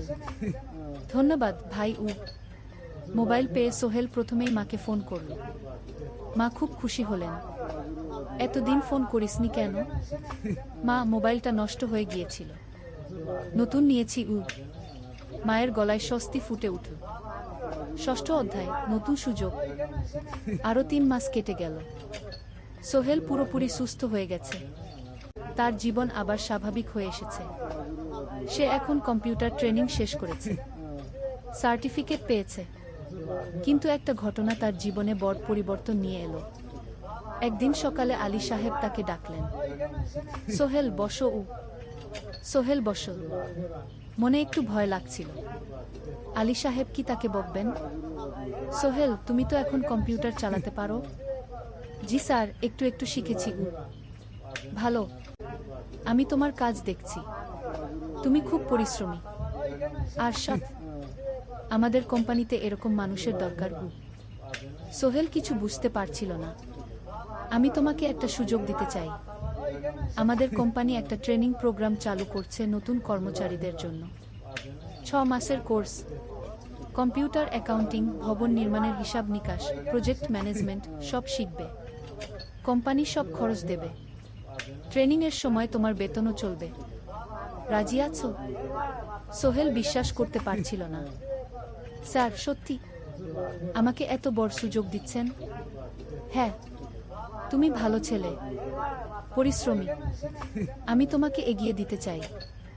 ভবিষ্যতে তুমি এই কোম্পানির একজন গুরুত্বপূর্ণ কর্মচারী হবে। সোহেল কৃতজ্ঞতায় প্রায় কেঁদে ফেলল। ধন্যবাদ স্যার, আমি কঠোর পরিশ্রম করব। আমি জানি। সেদিন সন্ধ্যায় সোহেল মিনার দোকানে গেল। মিনাকে খবরটা দিল। মিনা খুব খুশি হলো। তার চোখে জল এসে গেল। তুমি পারবে সোহেল, আমি জানি। সোহেল তার মা আর বোনকেও ফোন করে খবরটা দিল। মা কাঁদতে লাগলেন। তোর বাবা বেঁচে থাকলে কত খুশি হতো। ট্রেনিং শুরু হলো পরের মাস থেকে। প্রতিদিন সকালে 3 ঘন্টা ক্লাস, তারপর বাকি সময় অফিসের কাজ। ক্লাসে 5 জন নতুন কর্মচারী, সবাই তরুণ, উৎসাহী। শিক্ষক ছিলেন একজন অভিজ্ঞ ইঞ্জিনিয়ার, নাম রহিম স্যার। তিনি খুব ভালোভাবে সব কিছু বুঝাতেন। কম্পিউটার অ্যাকাউন্টিং, এক্সেলের জটিল ক্যালকুলেশন, প্রজেক্টের বাজেট তৈরি, সময় ব্যবস্থাপনা সব। সোহেল পুরো মনোযোগ দিয়ে শিখতে লাগল। সন্ধ্যায় বাড়ি ফিরে প্র্যাকটিস করত। করিম মামার ছেলের কাছ থেকে একটা ল্যাপটপ ধার নিত কখনো কখনো। 6 মাস পরে ট্রেনিং শেষ হলো। সবাই সার্টিফিকেট পেল। আলী সাহেব একটা অনুষ্ঠান করলেন। সোহেল সেরা পারফর্মার হিসেবে একটা বিশেষ পুরস্কার পেল, 5,000 টাকা বোনাস। আলী সাহেব ঘোষণা করলেন, সোহেল, আজ থেকে তুমি আমাদের জুনিয়র অ্যাকাউন্ট অ্যাসিস্ট্যান্ট। তোমার বেতন 15,000 টাকা। সোহেল অবাক হয়ে গেল। 8,000 থেকে 15,000, প্রায় দ্বিগুণ। সেদিন রাতে সোহেল ঘুমাতেই পারল না। খুশিতে, উত্তেজনায় তার চোখে ঘুম নেই। সে ভাবল তার জীবন কিভাবে বদলে যাচ্ছে। 2 বছর আগে যে রিক্সা চালাত, আজ সে একটা নামকরা কোম্পানির অ্যাকাউন্ট অ্যাসিস্ট্যান্ট। 7ম অধ্যায়, প্রেম ও প্রস্তাব। 1.5 বছর হয়ে গেল সোহেলের চট্টগ্রাম আসা। সে এখন একজন সফল যুবক। তার মা গ্রামে খুব খুশি। প্রতি মাসে সোহেল 10,000 টাকা পাঠায়। ছোট বোন ঋতু এখন কলেজে ভর্তি হয়েছে সোহেলের পাঠানো টাকায়। মায়ের চিকিৎসাও ভালোভাবে হচ্ছে।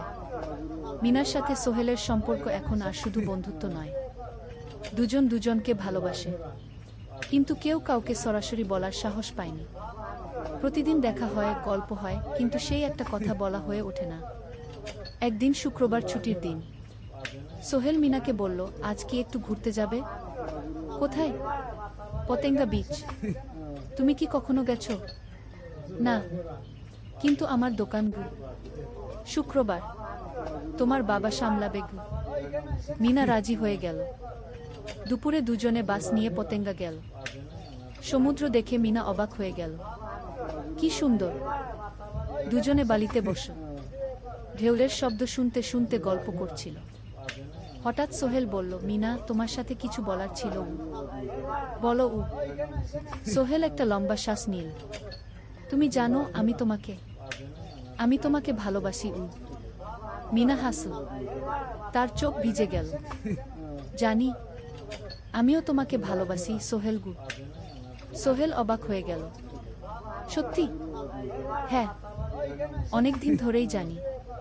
তুমি আমার জীবনে এসে সব কিছু বদলে দিয়েছ। তোমার সাথে থাকলে আমার মনে হয় আমি যে কোনো কিছু করতে পারব। দুজনে কিছুক্ষণ চুপ করে বসে রইল। সমুদ্রের ঢেউ এসে পায়ে লাগছিল। সূর্য পশ্চিমে ঢলে পড়ছে। আকাশ লাল কুমলা হয়ে গেছে।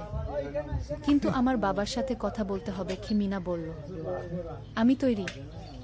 যখন বলবে তখন বলবো। পরের সপ্তাহে সোহেল মিনার বাবার সাথে কথা বলল। আব্দুল হামিদ সাহেব প্রথমে একটু দ্বিধা করলেন। তুমি কোনো পরিবারের ছেলে? তোমার বাবা কি করতেন? সোহেল সব সত্যি বলল। তার বাবা ছিলেন স্কুল শিক্ষক, মারা গেছেন 10 বছর আগে। মা গ্রামে থাকেন। ছোট বোন কলেজে পড়ে। তুমি নিজে কি করো? আমি আলামিন কনস্ট্রাকশন কোম্পানিতে জুনিয়র অ্যাকাউন্ট অ্যাসিস্ট্যান্ট। মাসে 15,000 টাকা বেতন। আব্দুল হামিদ সাহেব ভাবলেন। তারপর বললেন, দেখো মিনা আমার একমাত্র সন্তান। তার মা নেই। আমি একা তাকে বড় করেছি। আমি চাই মিনা একজন ভালো ছেলের সাথে বিয়ে হোক। তুমি দেখতে ভালো ছেলে মনে হচ্ছে, কিন্তু আমাকে তোমার মায়ের সাথে দেখা করতে হবে। তোমার পরিবারকে জানতে হবে। জি আঙ্কেল, আমি ব্যবস্থা করছি। সোহেল খুশিতে আটখানা। সে সেদিন রাতেই তার মাকে ফোন করল, মাকে সব বলল। মা প্রথমে অবাক হলেন, তারপর খুশি হলেন। মিনা মেয়েটা কেমন? খুব ভালো মা, তুমি দেখলে পছন্দ করবে কি? ঠিক আছে, আমি আর ঋতু আসছি চট্টগ্রাম। 2 সপ্তাহ পর সোহেলের মা আর বোন চট্টগ্রাম এলো। সোহেল তাদের নিয়ে মিনার বাড়িতে গেল। 2 পরিবার একসাথে বসল। মিনার বাবা সোহেলের মাকে দেখে খুশি হলেন। সোহেলের মা সহজ সরল ভদ্রমহিলা। আপনার ছেলে খুব ভালো, মিনা তাকে পছন্দ করে। আমিও রাজি গো, আব্দুল হামিদ সাহেব বললেন। আমার সোহেল সৎ ছেলে, মিনাকে খুব ভালোবাসে। আমি জানি ও মিনাকে সুখে রাখবে কি। সোহেলের মা বললেন। বিয়ের তারিখ ঠিক হলো 3 মাস পর। এই 3 মাসে সোহেল যথেষ্ট টাকা জমাবে। বিয়ে হবে সাদামাটা কিন্তু সুন্দর। 8ম অধ্যায়, নতুন পথ। 3 মাস কেটে গেল দ্রুত। সোহেল প্রতিদিন কঠোর পরিশ্রম করছিল। অফিসে তার কাজের প্রশংসা হচ্ছে। আলী সাহেব তাকে এখন ছোটখাটো প্রজেক্টের হিসাব দেখতে দিচ্ছেন। সোহেল তার সঞ্চিত টাকা দিয়ে বিয়ের আয়োজন করল।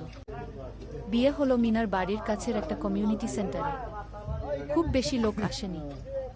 2 পরিবারের আত্মীয় স্বজন আর অফিসের কয়েকজন সহকর্মী। কিন্তু অনুষ্ঠান ছিল খুব সুন্দর। সোহেল যখন মিনাকে বিয়ের পোশাকে দেখল, তার মনে হলো পৃথিবীর সবচেয়ে সুন্দর মেয়ে সে। লাল শাড়ি পরা, মুখে হালকা মেকআপ, কিন্তু তার স্বাভাবিক সৌন্দর্য ছিল আসল। বিয়ের পর সোহেল একটা ছোট্ট ফ্ল্যাট ভাড়া নিল। 2 রুমের ফ্ল্যাট, মাসে ভাড়া 5,000 টাকা। মিনা এখনো তার পড়াশোনা চালিয়ে যাচ্ছে। আরও 1 বছর বাকি গ্রাজুয়েশন শেষ হতে। সোহেলের মা আর বোন গ্রামে ফিরে গেল। মা বলে গেলেন, সোহেল, মিনাকে ভালো রাখিস। মেয়েরা অনেক ত্যাগ করে সংসার করতে গু। জানি মা গু। নতুন জীবন শুরু হলো। সোহেল সকালে অফিসে যায়, সন্ধ্যায় ফেরে। মিনা সকালে কলেজে যায়, দুপুরে ফিরে রান্না করে, ঘর গোছায়। সন্ধ্যায় দুজনে একসাথে বসে পড়াশোনা করে, গল্প করে, টিভি দেখে। জীবন সুন্দর ছিল, কিন্তু চ্যালেঞ্জও ছিল। মাসিক খরচ, ভাড়া 5,000, বাজার 3,000, বিদ্যুৎ গ্যাস 1,000, মায়ের জন্য 5,000, মিনার কলেজের খরচ 1,200। মোট প্রায় 14,000 টাকা। বাঁচত মাত্র 1,000 খানেক। কিন্তু সোহেল হাল ছাড়ল না। সে সন্ধ্যায় একটা কম্পিউটার ট্রেনিং সেন্টারে পার্ট টাইম পড়ানো শুরু করল।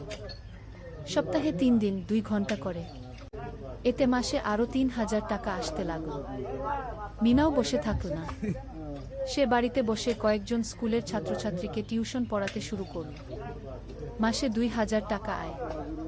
এভাবে কেটে গেল 6 মাস। দুজন মিলে পরিবার চালাচ্ছে, স্বপ্ন দেখছে। একদিন সোহেল বলল, মিনা, আমি একটা নতুন স্বপ্ন দেখছি গু। কি?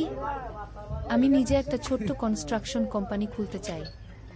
ছোট ছোট প্রজেক্ট নেব, বাড়ি মেরামত, ছোট বিল্ডিং বানানো, এসব। তোমার কি যথেষ্ট অভিজ্ঞতা আছে? আছে।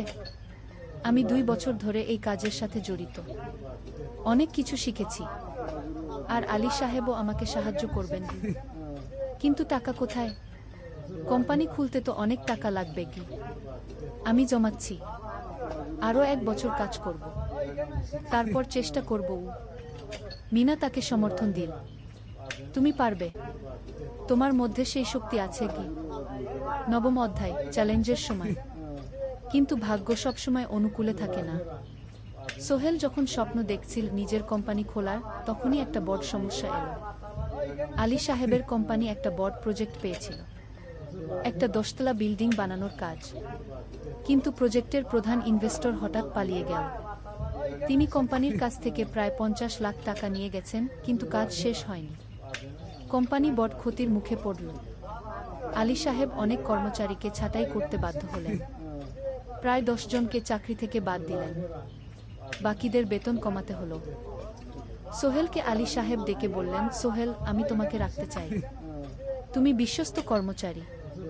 কিন্তু তোমার বেতন কমাতে হবে, 15,000 থেকে 10,000। সোহেল মনে মনে চিন্তায় পড়ে গেল। 10,000 টাকায় সংসার চলবে কিভাবে? মায়ের খরচ, ভাড়া, বাজার সব মিলিয়ে তো 14,000 টাকা লাগে। কিন্তু সে কিছু বলল না। ঠিক আছে স্যার। বাড়ি ফিরে সোহেল মিনাকে সব বলল। মিনা চিন্তিত হয়ে গেল। এখন কি হবে? চিন্তা করো না, আমি পার্ট টাইম টিউশনির সময় বাড়াব, আর তুমিও বেশি করে টিউশন নাও। কিন্তু আমার তো পড়াশোনাও আছে কি। জানি, কিন্তু এখন এটাই করতে হবে।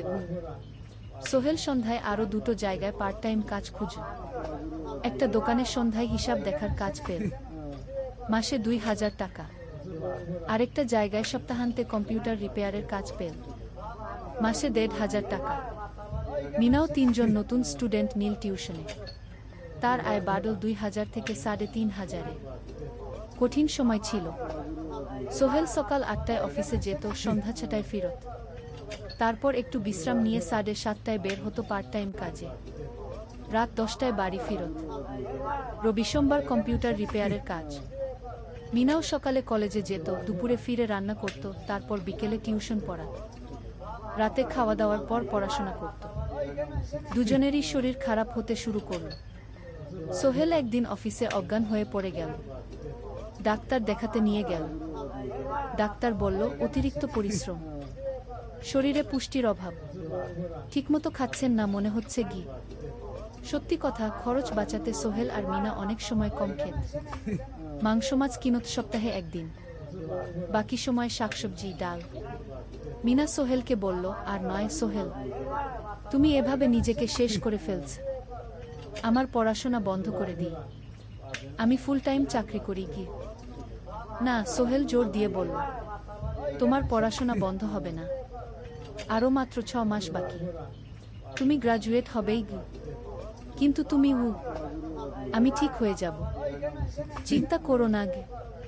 কিন্তু পরিস্থিতি আরও খারাপ হলো যখন সোহেলের মায়ের অসুখ হলো, হার্টের সমস্যা। হাসপাতালে ভর্তি করতে হলো, খরচ 50,000 টাকা। সোহেলের হাতে এত টাকা কোথায়? সে করিম মামার কাছে ধার চাই। করিম মামা 20,000 টাকা দিলেন, বাকি 30,000 টাকা সোহেল একটা এনজিও থেকে ঋণ নিল। সুদের হার মাসে 2%। মায়ের চিকিৎসা হলো, তিনি সুস্থ হয়ে গেলেন। কিন্তু সোহেল এখন ঋণের বোঝায় পড়ে গেল। প্রতি মাসে 3,000 টাকা করে কিস্তি দিতে হবে। সেই রাতে সোহেল আর মিনা বিছানায় শুয়ে কথা বলছিল। সোহেল বলল, মিনা, আমি মনে হয় ভুল করেছি, শহরে এসে বিয়ে করে তোমাকে কষ্টে ফেলেছি গু। মিনা তার হাত ধরল। না সোহেল, তুমি ভুল করনি। জীবনে এরকম খারাপ সময় আসে, কিন্তু এটা কাটিয়ে ওঠাই হলো আসল শক্তি। আমরা একসাথে আছি, একসাথে থাকব, সবকিছু ঠিক হয়ে যাবে। মিনার কথায় সোহেল একটু সাহস পেল। হ্যাঁ, হাল ছাড়া যাবে না। 10ম অধ্যায়, আলোর দিকে। 3 মাস পরে পরিস্থিতি একটু ভালো হতে শুরু করল। আলী সাহেবের কোম্পানি একটা নতুন প্রজেক্ট পেল, একটা স্কুল বিল্ডিং বানানোর কাজ। কোম্পানি আবার স্থিতিশীল হতে শুরু করল। আলী সাহেব সোহেলকে ডেকে বললেন, সোহেল, আমি তোমার কঠোর পরিশ্রম দেখেছি। খারাপ সময়েও তুমি কোম্পানি ছেড়ে যাওনি, আমি কৃতজ্ঞ। আজ থেকে তোমার বেতন আবার 15,000 টাকা। সোহেল খুশি হয়ে গেল। ধন্যবাদ স্যার। মিনাও গ্রাজুয়েশন শেষ করল, ভালো ফলাফল করল। সে এখন চাকরি খুঁজছে।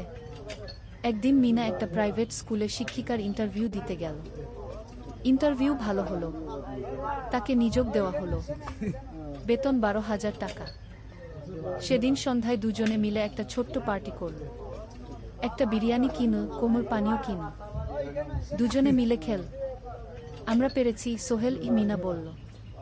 হ্যাঁ, আমরা পেরেছি গু।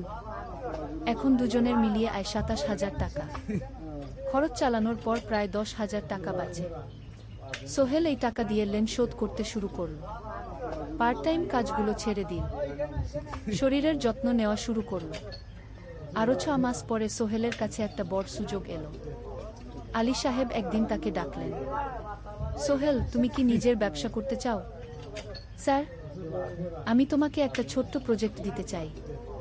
একটা 3 তলা বিল্ডিংয়ের কনস্ট্রাকশন। তুমি ম্যানেজ করবে, আমি শুধু সুপারভাইজ করব। লাভের 50% তোমার। সোহেল ভাবল, এটা একটা বড় সুযোগ, কিন্তু ঝুঁকিও আছে। যদি কাজটা ভালোভাবে না হয়? স্যার, আমি চেষ্টা করব, কিন্তু যদি ভুল হয়? ভুল হবে না, আমি তোমার উপর বিশ্বাস রাখছি, তুমি পারবে। সোহেল রাজি হয়ে গেল। এই প্রজেক্ট তার জীবনে টার্নিং পয়েন্ট হতে পারে। একাদশ অধ্যায়, স্বপ্ন পূরণের পথে। পরের 6 মাস সোহেল খুব কঠোর পরিশ্রম করল। প্রজেক্টটা ম্যানেজ করা সহজ ছিল না। শ্রমিক নিয়োগ, ম্যাটেরিয়াল কেনা, কাজের তদারকি, সময়মতো কাজ শেষ করা, সব দায়িত্ব তার। প্রথম 2 মাস খুব চাপের মধ্যে গেল। একদিন একজন শ্রমিক কাজ করতে গিয়ে আহত হলো। সোহেল তাকে হাসপাতালে নিয়ে গেল, তার চিকিৎসার খরচ দিল। এতে প্রজেক্টের বাজেট একটু বাড়ল, কিন্তু সোহেল জানত এটা করা দরকার। আরেকদিন ভুল ম্যাটেরিয়াল ডেলিভারি হলো।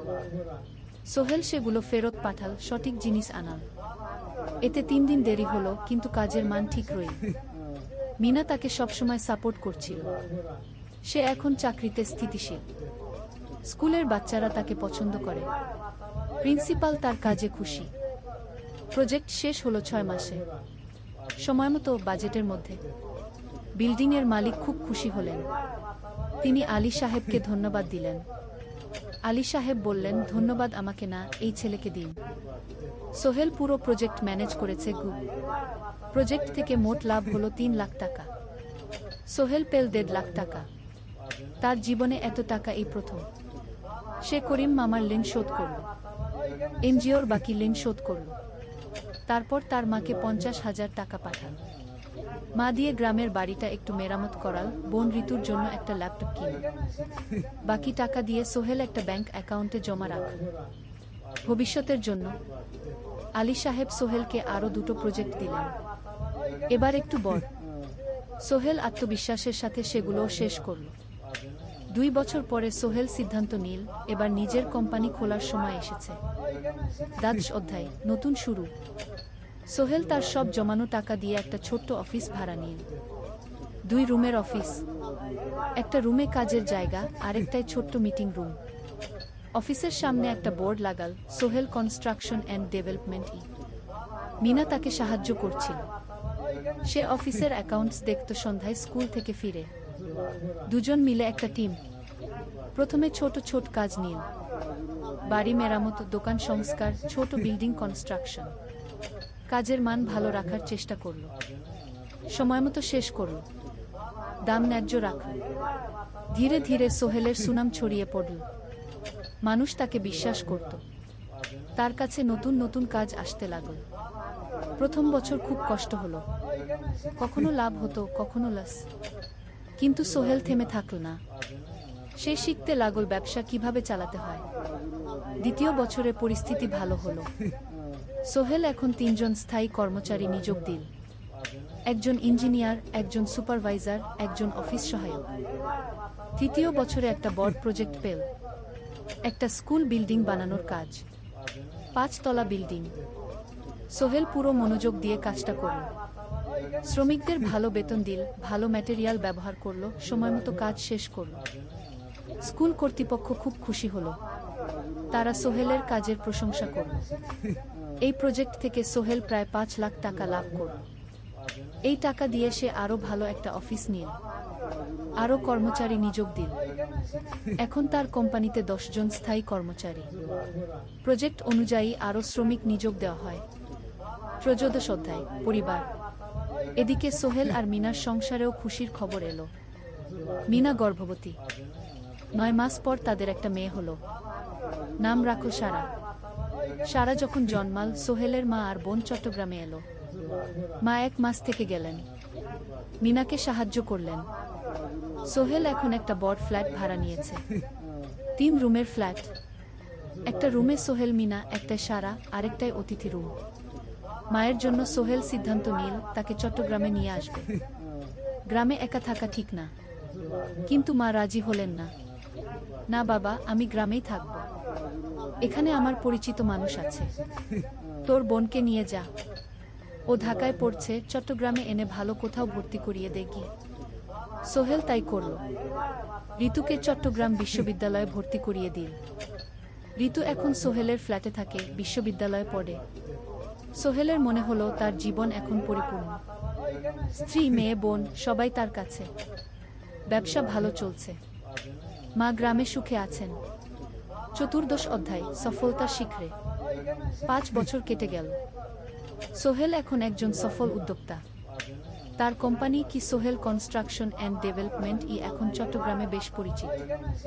প্রায় 30 জন কর্মচারী তার অধীনে কাজ করে। সোহেল এখন শুধু ছোট প্রজেক্ট করে না, বড় বড় প্রজেক্টও করে। একটা 8তলা বিজনেস কমপ্লেক্স বানানোর কাজ পেয়েছে। একটা হাসপাতাল বিল্ডিং বানাচ্ছে। মিনা এখনো স্কুলে পড়ায়। সে এখন ভাইস প্রিন্সিপাল। সাথে সোহেলের কোম্পানির অ্যাকাউন্টস ম্যানেজার। দুজন মিলে ব্যবসা চালা। সারা এখন 4 বছরের। স্কুলে ভর্তি হয়েছে। খুব চালাক মেয়ে। ঋতু বিশ্ববিদ্যালয় থেকে গ্রাজুয়েট হয়ে একটা ব্যাংকে চাকরি পেয়েছে। একদিন আলী সাহেব